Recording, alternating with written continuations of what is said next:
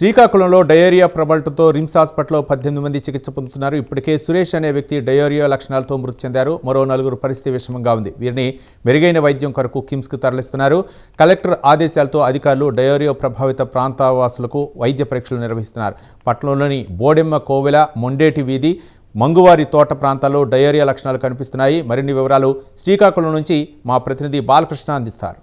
శ్రీకాకుళం జిల్లాలో డయేరియా ప్రభావం అయితే ఇంకా తగ్గుముఖం పట్టలేదు. ప్రస్తుతానికి ఇప్పుడు మనము గ్రౌండ్లో ఉన్నాం. ఇప్పుడు పోలమ్మ వీధిలో ఉన్నాము. ఇప్పటికైతే మళ్ళీ పేషెంట్ని అనేది మళ్ళీ కిమ్స్ హాస్పిటల్కి తరలిస్తున్నారు. ఈ కిమ్స్ హాస్పిటల్లో వైద్యం గురించి అయితే పంపించడం జరుగుతుంది.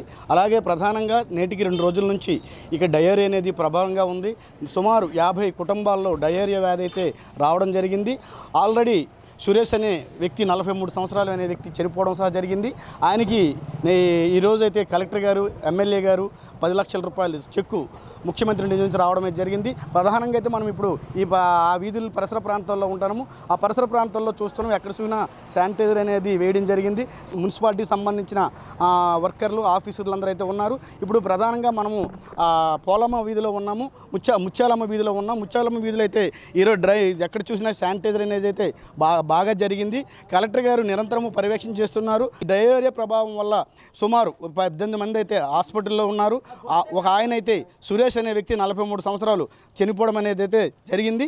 అదేవిధంగా ఆ కుటుంబానికి ముఖ్యమంత్రి చంద్రబాబు నాయుడు 10 లక్షల రూపాయలు ఎక్స్రే ప్రకటించడం జరిగింది. ఆ ఎక్స్రే ప్రకటించిన ఆ చెక్కుని ఈరోజైతే ముఖ్యమంత్రి గారు తరపున ఎమ్మెల్యే శంకర్, అలాగే కలెక్టర్ స్వప్నాల దినకర్ వచ్చి ఆ కుటుంబానికి ఇవ్వడం జరిగింది. ఇక్కడ మెడికల్ క్యాంప్ ఉంది.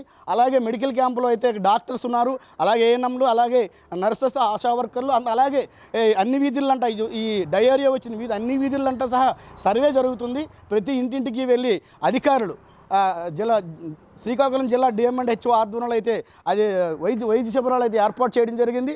ఈ వైద్య శిబిరాలు అయితే పెద్ద ఎత్తున ఈ 3-4 వీధుల్లో అయితే ఏర్పాటు చేశారు. ఇక్కడ డాక్టర్స్ ఉన్నారు, అలా ఏఎన్ఎం, నర్సు అందరూ ఉన్నారు. ఇప్పుడే ఒక పేషెంట్ని అయితే శ్రీకాకుళం కిమ్స్కి పట్టుకు వెళ్ళడం జరుగుతుంది. మున్సిపాలిటీ వాటర్ అయితే సుమారు 80% వరకు అయితే ప్రజలు ఆ వాటర్నే తాగుతున్నారు. అయితే ఇక్కడ నుంచి 4 వీధులకు సంబంధించి డయేరియా వచ్చింది కనుక జిల్లా కలెక్టర్ అయితే ఈ 4 వీధుల్లో మొత్తం అంతా పైప్స్ అంతా ఆపించడం జరిగింది. ఎవరు మరో 2 రోజుల వరకు వాటర్ తాగొద్దు, పైపుల నుంచి వచ్చే వాటర్ తాగొద్దు, అలాగే గవర్నమెంట్ సప్లై చేస్తుంది, ఆ వాటర్నే మీరు తాగండి అని జిల్లా కలెక్టర్ గారు చెప్తున్నారు. ప్రతిదీ అలాగే ఆటోలతో సహా అనౌన్స్మెంట్స్ పెట్టారు. ఎందుకంటే వేడి వాటరే తాగండి, వేడి పదార్థాలే తినండి అని కలెక్టర్ గారు అయితే చెప్పడం జరిగింది. అలాగే డిఎంఎండ్హెచ్ఓ అనితా మేడం గారు, వాళ్ళ సిబ్బంది అందరూ అన్ని వీధుల్లో సర్వే చేసి ఇంకా ఏ కుటుంబాల్లో ఇంకెక్కడైనా ఇంకా ఈ ప్రభావాలు ఉన్నాయా లేవా అనేది సర్వే జరుగుతుంది. కూటమి ప్రభుత్వం అయితే ప్రత్యేక దృష్టి పెట్టి డ్రైనేజీలను కానీ ఎక్కడైతే ఏ ఇబ్బందులు లేకుండా ఈ ఇబ్బందులు అనేవి గత కొద్ది రోజుల ముందు చేస్తే ఎటువంటి ఇబ్బందులు ఉండబోదునని ప్రతిపక్షాలు చెప్తున్నారు. ఈరోజు మాజీ మంత్రి ధర్మాన ప్రసాదరావు, అలాగే కృష్ణదాస్, అలాగే సీదిరి అప్పలరాజు వచ్చి ఈరోజైతే ఈ ప్రాంతమంతా పరిశీలించారు. ఈ ప్రాంతంలో అయితే ఎక్కడ చూసినా ఇబ్బందులు ఉన్నాయి. ఎందుకంటే ఇప్పుడే మనం ప్రధానంగా చూస్తున్నాం, ఆల్రెడీ అదే సీసీ రోడ్డు ఆ ఏరియాలోనే పోలమ్మ వీధిలో ఉన్నాం, దమ్మల వీధికి సంబంధించి ఉన్నాం. వాటర్ని మున్సిపాలిటీ వాళ్ళు తరలిస్తున్నారు. ఈ వాటర్ అయితే ఎప్పటి నుంచో స్టాక్ ఉందో ఎలా ఉందో అనేది డ్రైన్ ప్రాబ్లం అనేది ఇక్కడ ఉంది. ఎందుకంటే లోకల్లో జేసీపీలతో వర్క్ చేసేటప్పుడు విస్తరణ జరిగేటప్పుడు జేసీపీలు ఆ పైపుల్లో తెగిపోవడం అనేది జరగడం వల్ల ఈ కలుషితమైన వాటర్ అనేది వెళ్ళడం వల్ల అది పేద ప్రజానీకము, అలాగే సుమారు చాలామంది ఈ వాటర్ని తాగడం వల్ల, కలుషితమైన వాటర్ని తాగడం వల్లే ఇటువంటి ఇబ్బందులు వచ్చాయని తెలుస్తున్నాయి. ఆల్రెడీ మనమైతే ఒక కాలువ దగ్గర ఉన్నాం. ఆ కాలువ దగ్గర పంచాయతీ మున్సిపాలిటీ వాళ్ళు అయితే మొత్తం అన్ని వాటర్ని డంప్ చేస్తున్నారు. ఇక్కడైతే లీకేజ్ కనిపిస్తుంది. ఇలాంటి లీకేజీల ప్రాబ్లం వల్లనే ఈ సంఘటన జరిగిందని టౌన్ పరిసర ప్రాంత వాసులు అందరూ చెప్తున్నారు. శ్రీకాకుళం జిల్లాలో డయేరియా ప్రభావం వల్ల అయితే ఈరోజు మనం దమ్మల వీధిలో ఉన్నాము. దమ్మల వీధిలో అయితే ఒక ఆయన ఈ డయేరియాతో చనిపోతే ప్రభుత్వం అయితే ఈరోజు వాళ్ళకి ప్రభుత్వం ముఖ్యమంత్రి నిధి నుంచి రావాల్సిన డబ్బులను అయితే ఈ రోజైతే అధికారులు ప్రకటించలేదని ఆ కుటుంబం దగ్గర ఉన్నాం. ఆయన పేరు లక్ష్మణ్ రావు. ఇదే వ్యాధికి గురయ్యాడు.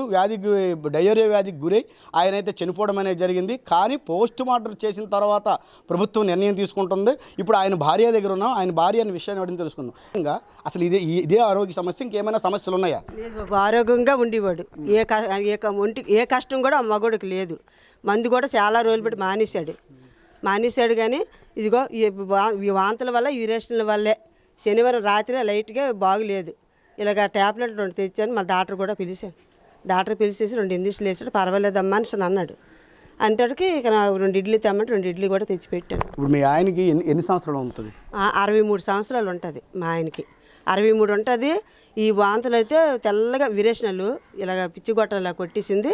విరేచనలు వాంతులు అయిపోయేవి. నీళ్ళు వేసినా ఇవిడకంటే అయిపోయింది.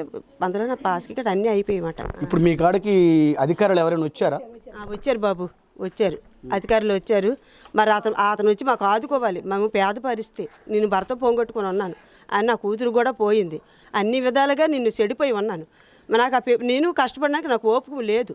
నా ఓపిక నశించిపోయింది. మరి ఆ పవిత్రమే నాకు ఆదుకోవాలి. ఎటు పక్కలైనా ఆదుకోవాలి. అతను ఆదుకుంటేనే నేను బతకగలను. లేదంటే అతనితో పాటు నేను కూడా ఏదో చేసుకుని చచ్చిపోతాను. ఇది కూడా చెప్తాను.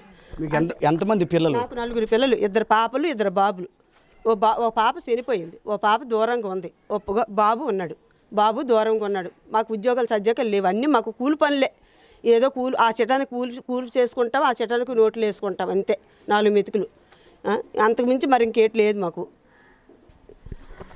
అయితే ప్రధానంగా అయితే ఆవిడ భర్త చనిపోవడం ఆవిడ చాలా ఇబ్బంది పడుతుంది. ఆవిడకైతే 4 పిల్లలు ఉన్నారు. అందులో పిల్లల్లో సహా ఒక ఆమె చనిపోవడం జరిగింది. అయితే ఈరోజు ప్రభుత్వము ముఖ్యమంత్రి గారి సహాయ నిధి నుంచి రిలీఫ్ ఫండ్ ఇవ్వాలని ప్రభుత్వానికి అయితే ఆమె మొరపెట్టుకుంటుంది.